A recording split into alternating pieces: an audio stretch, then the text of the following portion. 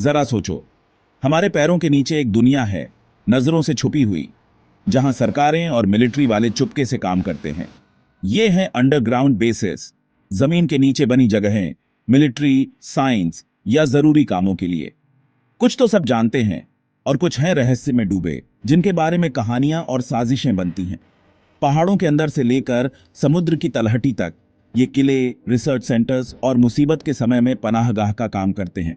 इनके होने से ही हमें सोचना पड़ता है कि जमीन के नीचे क्या है, और हमारे मन में अनजाने के बारे में जानने की इच्छा पैदा होती है। जैसे जैसे हम इन छुपी हुई जगहों में जाएंगे, हम इनके बनने की कहानियां, इनके मकसद और इनके राज जानेंगे। मेरे साथ इस सफर में चलो, जहां हम अंडरग्राउंड बेसिस की दिलचस्प दुनिया देखेंगे, जहां हकीकत और असाधारण चीजें मिलती हैं और साइंस फिक्शन सच होता है। चलो शुरू करते हैं सबसे मशहूर जगह से, chain mountain complex, Colorado, USA में।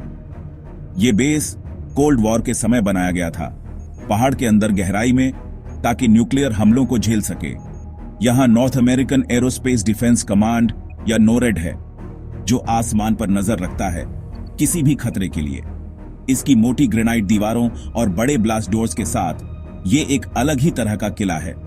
अंदर इसका अपना बिजली का सिस्टम, पानी का सोर्स और एक हॉस्पिटल भी है। यह बेसिकली जमीन के नीचे एक पूरा शहर है, जो ऊपर सब कुछ खत्म हो जाने पर भी चल सकता है। इस बेस को कई लेयर्स, सिक्योरिटी और बैकअप सिस्टम्स के साथ बनाया गया है, ताकि यह मुश्किल हालात में भी काम कर सके। इतना पुराना होने के बाद भी यह कॉम्प्लेक्स अभी भी चल रहा है और नॉर्थ अमेरिका के ऊपर के आसमान की निगरानी और रक्षा में अहम भूमिका निभाता है। चायन माउंटेन कॉम्प्लेक्स इंसानों की चतुराई और खुद को बचाने के लिए हम कितनी दूर तक जा सकते हैं, इसका एक उदाहरण है। अगला है एक और important US base, Raven Rock mountain complex, जिसे साइट आर भी कहते हैं, पेंसिल्वेनिया में। यह जगह एक बैकअप पेंटागन की तरह है, जहां नेशनल इमरजेंसी में 3000 लोग रह सकते हैं। इसमें अपना पावर प्लांट, पानी का रिजर्वुआर और एडवांस कम्युनिकेशन सिस्टम्स हैं। क्राइसिस में सरकार को चलाने के लिए जरूरी सब कुछ। यह कॉम्प्लेक्स एक पहाड़ के अंदर गहराई में है, जो नेचुरल सुरक्षा देता है। इसका काम 1950s की शुरुआत में कोल्ड वॉर के सबसे जोरदार समय में शुरू हुआ और 1953 में खत्म हुआ। यह बेस कई तरह के हमलों को झेल सकता है, न्यूक्लियर, बायोलॉजिकल और केमिकल हमलों समेत। अंदर रेवन रॉक माउंटेन कॉम्प्लेक्स में बहुत सी फैसिलिटीज और रहने के लिए चीजें हैं। बेस का communication system state of the art है, जिससे गवर्नमेंट ऑफिशियल्स बाहर की दुनिया से कांटेक्ट में रह सकते हैं और किसी भी क्राइसिस में रिस्पांस कोऑर्डिनेट कर सकते हैं। रेवन रॉक माउंटेन कॉम्प्लेक्स मुसीबत के समय में सरकार को कैसे चलाया जाए, इसका एक प्रतीक है, जो दिखाता है कि देश कितनी दूर तक जा सकते हैं।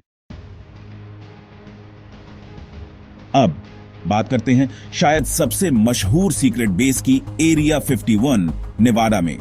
पूरी तरह अंडरग्राउंड नहीं है, पर इसमें बड़े अंडरग्राउंड फैसिलिटीज हैं। ऑफिशियली ये एक यूएस एयरफोर्स बेस है, एक्सपेरिमेंटल एयरक्राफ्ट टेस्ट करने के लिए। लेकिन ये कुछ अजीब कंस्पिरेसी थ्योरीज का भी केंद्र है, जैसे पकड़े गए यूएफओज और एलियंस। एरिया 51 के बारे में सीक्रेसी ने लोगों को दशकों से उलझन में रखा है। यह बेस 1955 में U-2 स्पाई प्लेन के टेस्टिंग साइट के रूप में बनाया गया था और तब से इसका इस्तेमाल SR-71 ब्लैकबर्ड और F-117 नाइट हॉक जैसे दूसरे एडवांस्ड एयरक्राफ्ट डेवलप करने के लिए किया गया है। इसकी रिमोट लोकेशन और रिस्ट्रिक्टेड एयर स्पेस इसे सीक्रेट ऑपरेशंस और कटिंग एज टेक्नोलॉजी टेस्ट करने के लिए परफेक्ट जगह बनाते हैं। कई इन्वेस्टिगेशंस और डिक्लासिफाइड डॉक्यूमेंट्स के बावजूद एरिया 51 के रहस्य बने हुए हैं। कुछ लोगों का मानना है कि इस बेस में एक्स्ट्रा टेरेस्ट्रियल टेक्नोलॉजी और एलियंस भी हैं। ये साइंस फिक्शन और रियलिटी का इंटरसेक्शन है, जहां अननोन चीजें हमारे इमेजिनेशन को पकड़ती हैं और एंडलेस स्पेकुलेशन को बढ़ावा देती हैं। यूनाइटेड स्टेट्स से आगे बढ़ते हुए चलते हैं चाइना और यूलिन नेवल बेस, हैनन आइलैंड पर। यह अंडरग्राउंड फैसिलिटी न्यूक्लियर सबमरीन्स रखने के लिए बनाया गया है, जिससे चाइना अपने नेवल एसेट्स छुपाकर रख सकता है। इसकी टनल्स सीधे समुद्र से जुड़ती हैं, जो इसे उनकी मिलिट्री स्ट्रैटेजी में एक स्टेल्थी पावर हाउस बनाता है। यूलिन नेवल बेस चाइना के नेवल ऑपरेशंस का एक इंपॉर्टेंट पार्ट है, जो सबमरीन फ्लीट के लिए एक सेफ और छुपी हुई जगह देता है। बेस के कंस्ट्रक्शन में एक्सटेंसिव टनलिंग और खुदाई हुई, जिससे अंडरग्राउंड पैसेजेस और चेंबर्स का एक बड़ा नेटवर्क बना। अपनी सबमरीन्स को अंडरग्राउंड रखकर चाइना उन्हें हमलों से बचा सकता है और उनके मूवमेंट्स और कैपेबिलिटीज के बारे में सीक्रेसी बनाए रख सकता है। ये बेस एक डिटेरेंट का काम भी करता है, जो पोटेंशियल एडवर्सरीज को सिग्नल देता है कि चाइना के नेवल एसेट्स सुरक्षित हैं और किसी भी थ्रेट का जवाब देने के लिए तैयार हैं।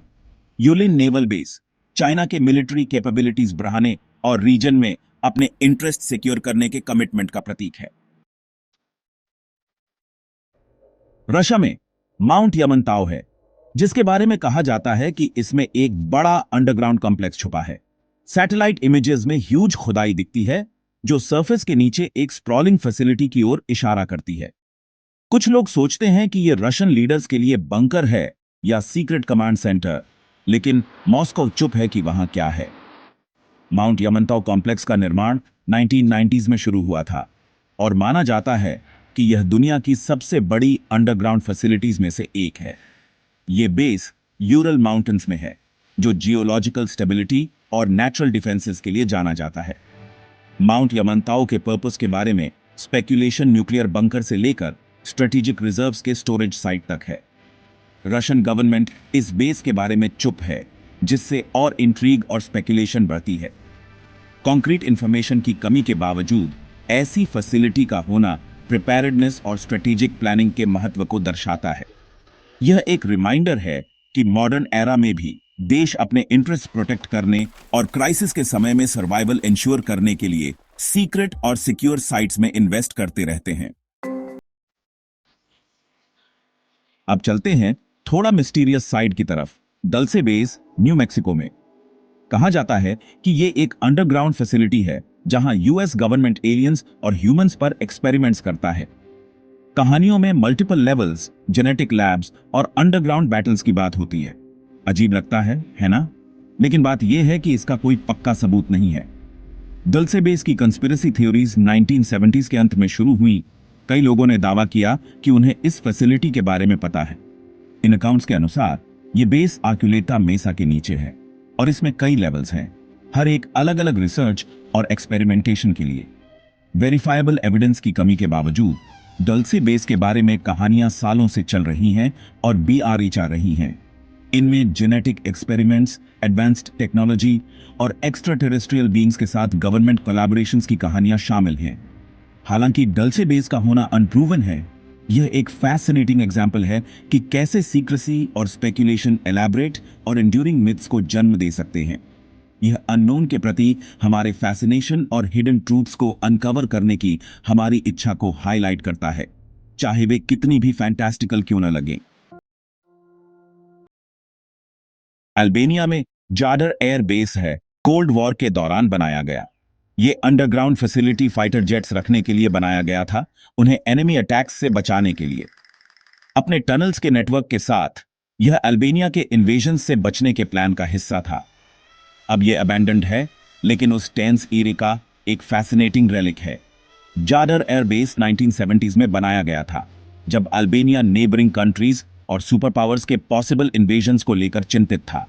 बेस का अंडरग्राउंड डिजाइन फाइटर एयरक्राफ्ट रखने और मेंटेन करने के लिए एक सिक्योर लोकेशन देता था, जिससे अटैक होने पर उन्हें क्विकली डिप्लॉय किया जा सके। जेडर एयर बेस का टनल्स का नेटवर्क बहुत बड़ा है, इंटरकनेक्टेड हैंगर्स, स्टोरेज एरियाज और मेंटेनेंस फैसिलिटीज के साथ। आज जाडर एयरबेस कोल्ड वॉर की लेगेसी और पोटेंशियल कॉन्फ्लिक्ट्स के लिए देश कितनी दूर तक गए, इसका प्रतीक है। इसके अबैंडन्ड टनल्स और हैंगर्स मिलिट्री स्ट्रैटेजी और जियोपॉलिटिकल टेंशन के बायगॉन ईरा की एक झलक देते हैं। तो इन बेसेस को इतना सीक्रेट क्यों रखा जाता है? सबसे बड़ा कारण है नेशनल सिक्योरिटी। गवर्नमेंट्स नहीं चाहते कि उनके एनिमीज उनकी मिलिट्री कैपेबिलिटीज या इमरजेंसी प्लान्स के बारे में जाने। ज्यादा बताओगे तो अपनी एज खो दोगे। पब्लिक परसेप्शन भी मैटर करता है। अगर लोगों को कुछ वाइल्डर एक्सपेरिमेंट्स के बारे में पता चल जाए या अफवाहों के बारे में भी, तो पैनिक या डिस्ट्रस्ट हो सकता है। इन बेसेस को छुपाकर गवर्नमेंट्स कहानी कंट्रोल करते हैं और चीजें काम रखते हैं। सीक्रेसी एडवांस्ड टेक्नोलॉजीज को बिना पब्लिक स्क्रूटनी के डेवलप और टेस्ट करने की परमिशन भी देता है।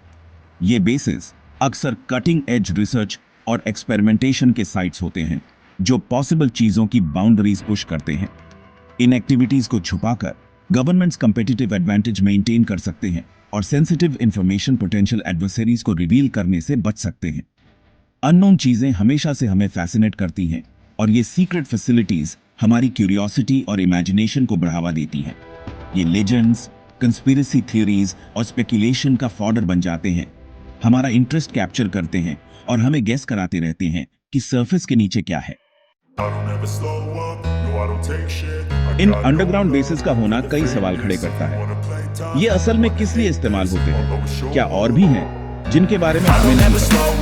कुछ क्लियरली मिलिट्री स्ट्रॉन्गहोल्ड्स हैं, जबकि दूसरे मिस्ट्री में डूबे हैं। शायद एक दिन पूरी ट्रूथ सामने आए, लेकिन अभी के लिए हमारे पैरों के नीचे ये हिडन वर्ल्ड एक कैप्टिवेटिंग एनिग्मा है। जैसे जैसे हम इन बेसिस के बारे में एक्सप्लोर और लर्न करते रहते हैं, हमें नेशनल सिक्योरिटी की कम्प्लेक्सिटी और गवर्नमेंट अपने इंटरेस्ट प्रोटेक्ट करने के लिए कितनी दूर तक जाती है, इसकी डीपर अंडरस्टैंडिंग मिलती है।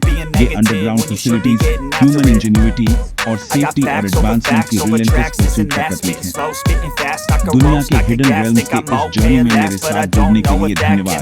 क्यूरियस रहो, इन्फॉर्म रहो और कौन जानता है कि हमारे पैरों के नीचे और कौन से सीक्रेट्स खोजे जाने का इंतजार कर रहे हैं।